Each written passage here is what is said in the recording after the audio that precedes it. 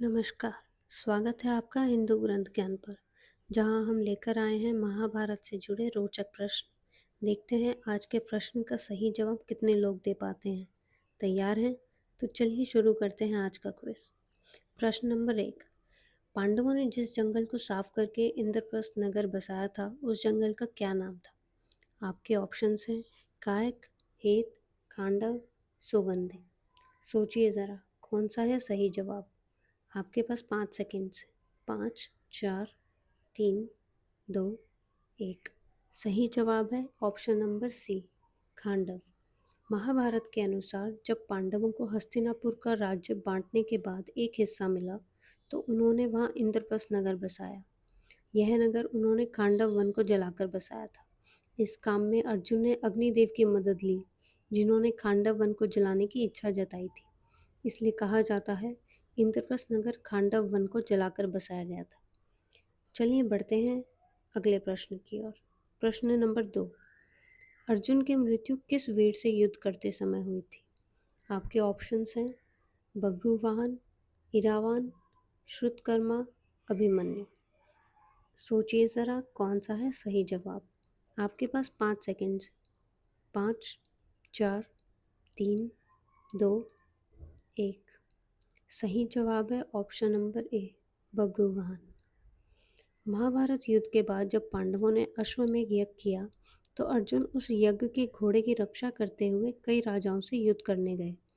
उसी दौरान वे मणिपुर पहुंचे, जहां उनके ही पुत्र बभ्रुवाहन, जिसका जन्म चित्रांगदा से हुआ था, राजा थे।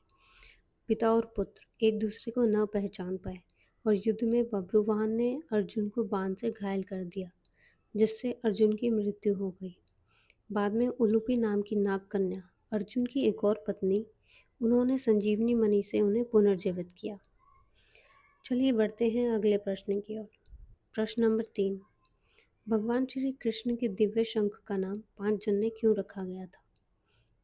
आपके ऑप्शंस हैं 5 ऋषियों ने मिलकर उसे बनाया था, यह पंचजन नामक दानव की हड्डियों से बना था, इसे पंचाग्नि में तपाया गया था, यह पंचाल देश से प्राप्त हुआ था।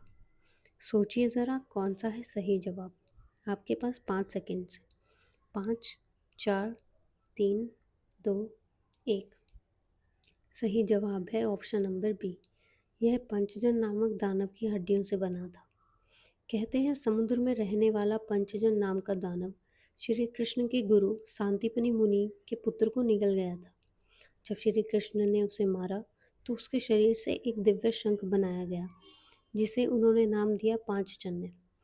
इस शंख की ध्वनि इतनी शक्तिशाली थी कि जब श्री कृष्ण इसे युद्ध भूमि में बजाते, तो आसमान तक गूंज उठता था।